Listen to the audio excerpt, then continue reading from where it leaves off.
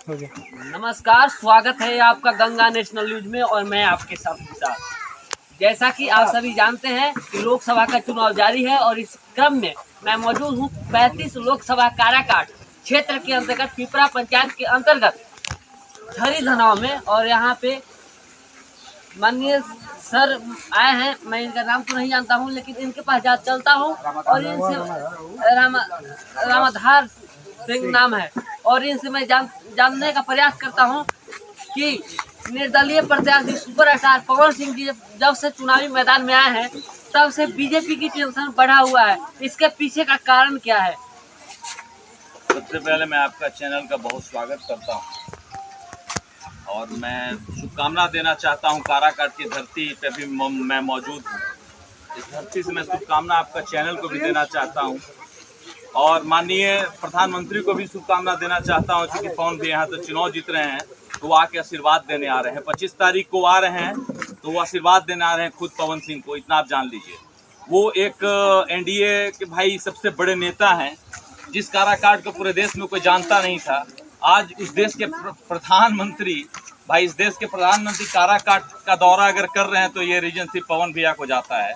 मैं बहुत शुभकामना देना चाहूँगा, उनका स्वागत है। लेकिन याद रखिए, स्वागत में जितना छोटा सा कार्यक्रम पवन भैया का होता है उतने अगर समर्थन हुए लोग उनके पास खड़े होंगे तो मैं बहुत खुश हूँ।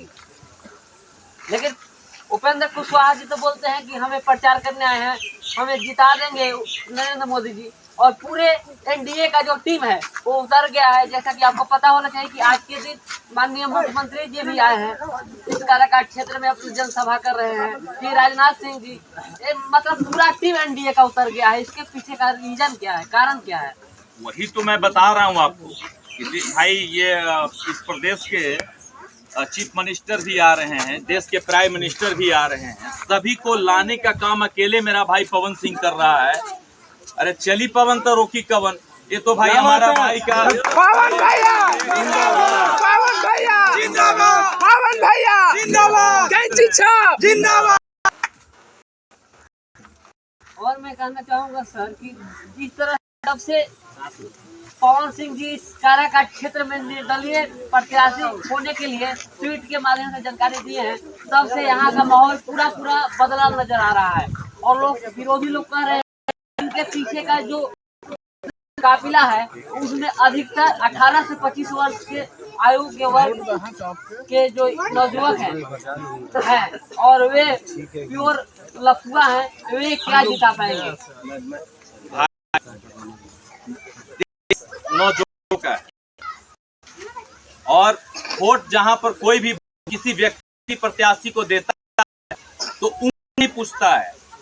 और यही लफुआ मैं इस चैनल से बताना चाहता हूं कि यही लफुआ जिसको सारे दल के लोगों ने जो लफुआ कहा है कि पवन सिंह के साथ चलने वाले लफुआ हैं, नौजवान लड़के जो घूम रहे हैं, यही लफुआ उनकी औकात दिखाएगी। और भाई मेरा चुनाव जीत रहा है, मैं आपको स्पष्ट कर दे रहा हूँ। पवन सिंह जिंदाबाद, जिंदाबाद, जिंदाबाद। पूर्ण रूप से जीत रहे हैं, पूर्ण रूप से जीत रहे हैं। इसमें कहीं कोई, देखिए 36 कौम जिसके साथ है, हर समाज हर वर्ग का लोग आशीर्वाद पवन भैया को देने के लिए आगे आया है। आप देख लीजिए, आप कैमरा को घुमा लीजिए, यहाँ कितने कम उम्र के बच्चे खड़े हैं, सारे हमारे बुजुर्ग। देखिए इधर चचा जी हैं, जितने भी हमारे 60 से लेकर के 18, 20, 22 वर्ष नौजवान जो हमारे वोट देने के लिए इतने उत्सुक हैं। अब इसमें लोग किस प्रकार का बात कर, किसी व्यक्ति के बारे में कुछ गलत बोल दे रहा है, लेकिन मैं किसी को गलत नहीं बोलूंगा। मैं चूंकि पवन भैया का समर्थक के लिए क्षेत्र का भ्रमण हैं और भी जा रहे हैं, बहुत लोग को किया जा रहा है और हमको देने जा रहा है।